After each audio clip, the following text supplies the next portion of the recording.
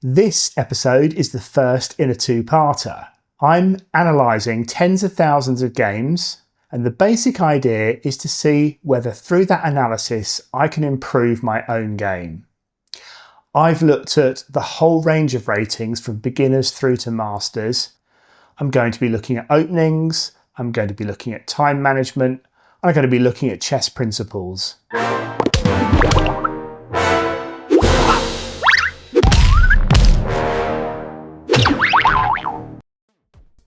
The source data for this was 700,000 rapid games and some Stockfish analysis on a subset of those. The way I did this was downloading Lichess's April 2026 PGN, which has about 90 million games in it, and then I isolated around 700,000 rapid games from that data set because that was what I was doing all of my work on. I did the basic analysis on those 700,000 games. I then extracted 500 games for every 100-point rating band from 500 to 2,500, which is 10,500 games in total. And I wrote a Python script to run those through Stockfish 18, and that generated game by game and move by move analysis.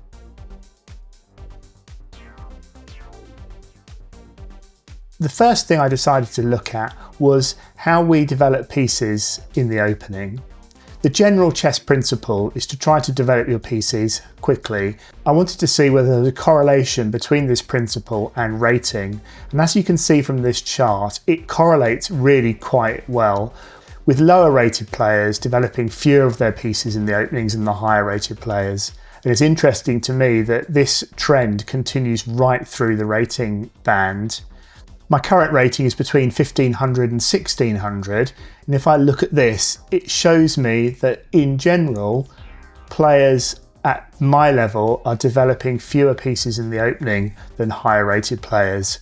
So that's something I should be taking a look at. I then moved on to look at the extent to which players are moving pieces twice in the opening. The correlation here is much less clear than we saw in the last chart, but I think there still is a correlation. There's a general increase from the lower ratings through to intermediate level, and then it seems to decline from 1500 onwards.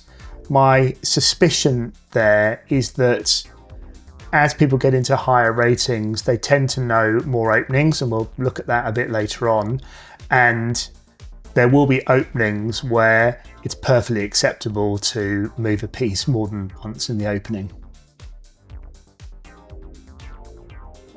This next chart looks at two further rules that we're taught about when we're learning the game: early queen moves and early castling.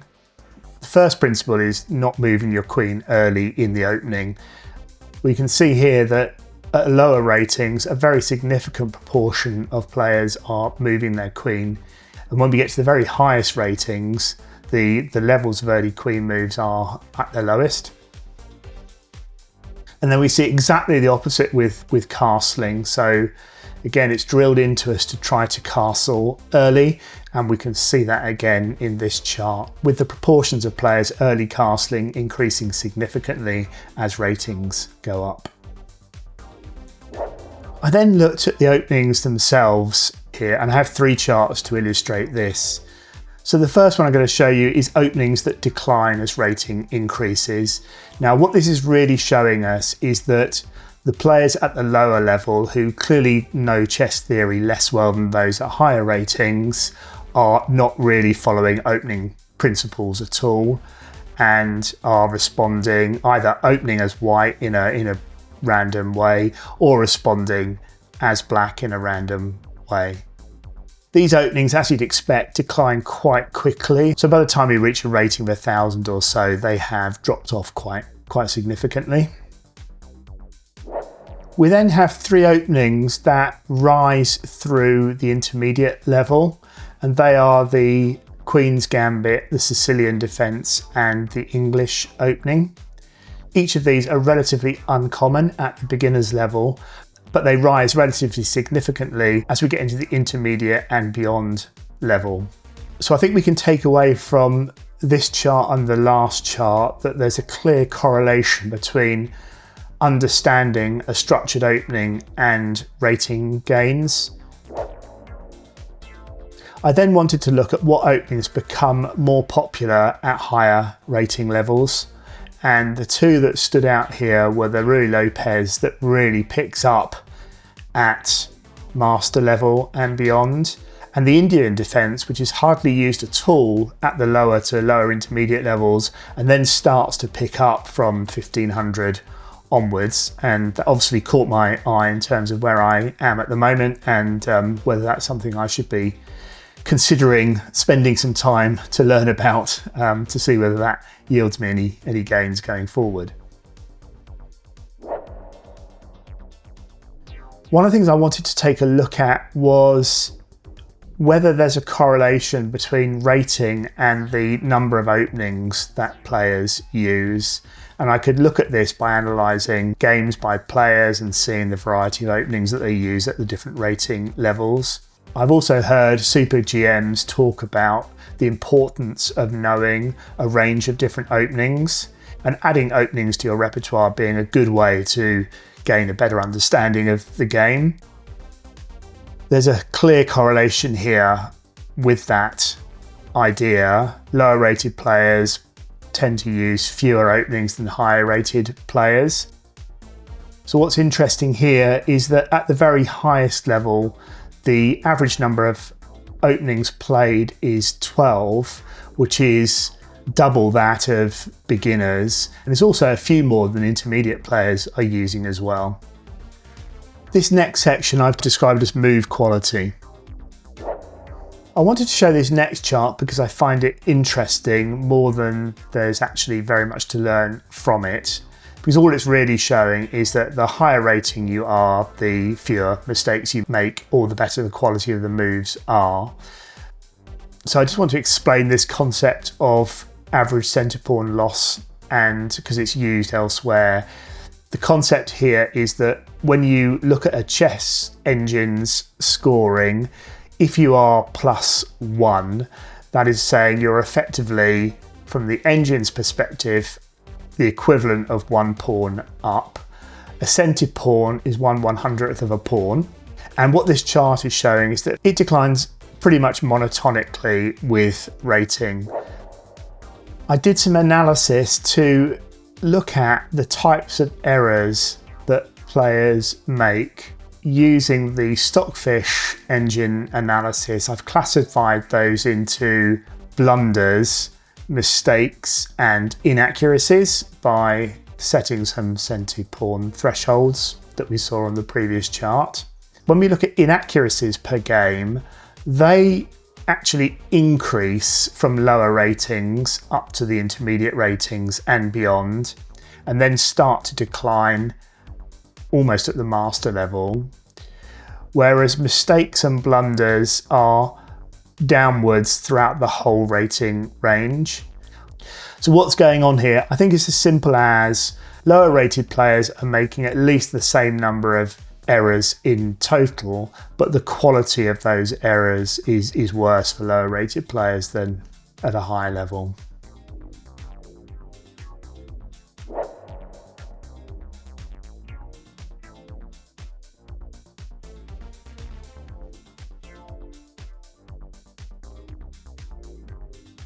So what is this chart showing us? We have firstly 3 lines on here. So I've looked at, to try to simplify this graph, I've broken up the ratings into 3 bands. I've got the players at 1200 or below, players between 1200 and 2000, and then players over 2000. What the lines are showing are, for each move, what is the change in the evaluation. So the straighter that line and the closer it is to 0, the better the player is playing, because the closer they are to the Stockfish evaluation of the position. Now I think what's really interesting here is that the higher rated players are really maintaining their quality of play well into the middle game and the end game, because that line doesn't really start to diverge until we're about 35 half moves into the game, which is around move 17 of the game. When we look at the intermediate cohort, I find it quite interesting that generally the divergence is similar to the higher rated players until we get quite far into the middle game. It only really starts to diverge at around 23 on this chart, and then that divergence increases through the rest of the game. When we look at the lower rated players, there are two things here. Firstly, the collapse is happening a lot earlier. It's collapsing here by 5 on this chart. And also the collapse is a lot more drastic because that yellow line is diverging a lot more than the other lines on the chart. So I think if you're a lower rated player, the message to take from this is most of your rating gains will come from surviving the opening without losing too much material. And what I'm taking from this as an intermediate player is there might be more to gain from improving the quality of moves in the middle and end game than there is from the opening. The next area I looked at was usage of time, remembering that these are rapid games, which in the Lichess dataset is dominated by 10-minute zero increment games. This chart looks at the time usage by phase by rating. So the orange line is the opening phase, the blue line is the middle game, and the green line is the end game. Time used in the opening and the middle game decreases as ratings improve, but time spent in the end game increases as rating improves. My hypothesis would be that people get quicker as their rating improves in the opening and the middle game because they understand the openings better and may spot many of the tactics in the middle game better than beginners.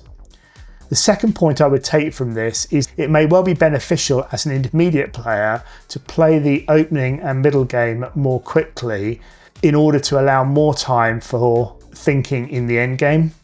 For me, the thing I take away from this is if I can set aside more time for the end game than I do at the moment, then that may well benefit the quality of my end game moves. This one I found really interesting. Let me explain what the chart is showing. For each game, what is the longest think time by rating on average? So what we can see from this chart is that it increases significantly and relatively consistently from lower ratings to the highest ratings. For a sub 1000 player, the longest think time on average is around 50 seconds in a rapid game. Whereas for a master level player, 2000 and above, it's 75 seconds or more. That's significantly higher than the intermediate players are spending. And I suspect what's going on here is that the higher rated players are better at spotting both where there are opportunities in a position and knowing when to spend time to try to exploit those opportunities, but also spotting danger in a position. The thing I take from this is that I know that I don't use my time as well as I should, and I tend to lose focus at certain points in the game and waste time, and then not have enough time at the critical points and end up rushing moves unnecessarily. So this is about discipline and trying to learn discipline to use time more effectively. So what I've done now is take the analysis and considered it from my own perspective. I've got 5 points here. The first is to castle by move 10 in every game. I think I do that largely. I haven't analysed my own games, but I'm pretty confident I do that. Avoid moving the queen until move 8 to 10. Again, I don't think I'm too bad at that, but we'll see. Try to develop all my pieces by move 12. I want to add a couple of openings to my repertoire. The King's Indian certainly looks promising from what we saw earlier on, and I also want to add the English, which I don't play very much at all at the moment. And then I also want to focus on deeper thinking when needed, and the other side of that coin is trying to maintain focus and not waste time during the game. Well, I hope you found that interesting. All I need to do now is put it into a little plan and then put it into practice. And I'm hoping to share the results of that with you in the next video. If you enjoyed this, please do consider subscribing, and I'll see you next time.